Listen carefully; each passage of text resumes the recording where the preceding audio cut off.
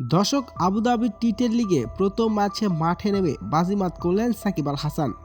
Abu Dhabi টি-10 লিগে বাংলা টাইগার্সের হয়ে খেলতে নেমে নিজের দ্বিতীয় বলে উইকেটের দেখা পেলেন সাকিব আল হাসান, আর একের পর এক উইকেট তুলে নিয়ে সবার নজর কেড়েছেন সাকিব।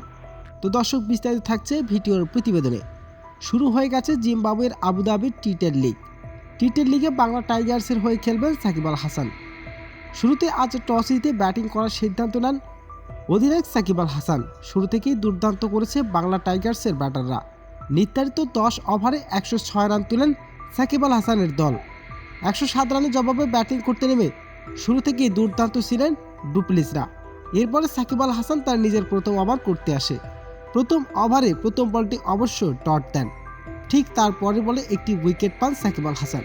তবে সেই ওভারে খরচ করেছেন মাত্র 7 রান, নিয়েছেন একটি উইকেট। তো দর্শক, আবুধাবি টি-10 লিগে সাকিব আল হাসানের কত উইকেট পাবে আজকে?